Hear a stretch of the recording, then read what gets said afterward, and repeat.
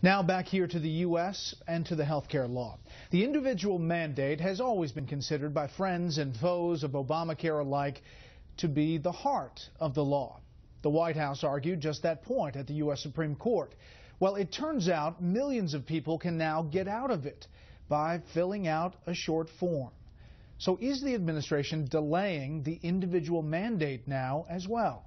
Chief Congressional Correspondent Mike Emanuel is on Capitol Hill with that story. Health and Human Services Secretary Kathleen Sebelius was back on Capitol Hill hours after reports that the Obama administration last week quietly made it easier for millions of people to get an exemption from Obamacare's individual mandate.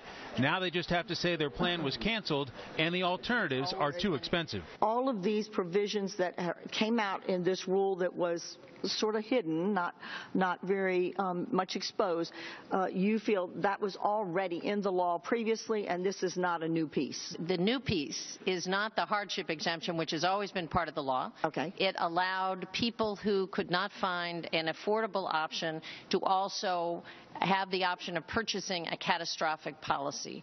That is the new piece. Although Sebelius said there won't be an official delay. Are you going to delay the mandate that individuals have to buy government-approved health care or pay a tax? No, sir. Are you going to delay the open enrollment beyond March 31st? No, sir. Sebelius was asked about the latest enrollment numbers released late yesterday, that 4.2 million people have signed up for Obamacare so far, millions behind schedule. Can I get you to answer that question on what is now success? Because I only have 3 minutes. Well, success looks like millions of people will affordable health coverage, which we will have by the end of March. So you are changing your standard of 7 million by the end of March 31st? I said success looks like millions of people having affordable health care. You said 7 million. Sebelius also took heat from a Texas Democrat frustrated with implementation. More than 90% of the people whom we wrote this law to get exchange coverage have not been covered. There were also questions about payments. How many of those that have signed up, that have enrolled in Obamacare, have paid their premium? I can't tell you that, sir, because I don't know that.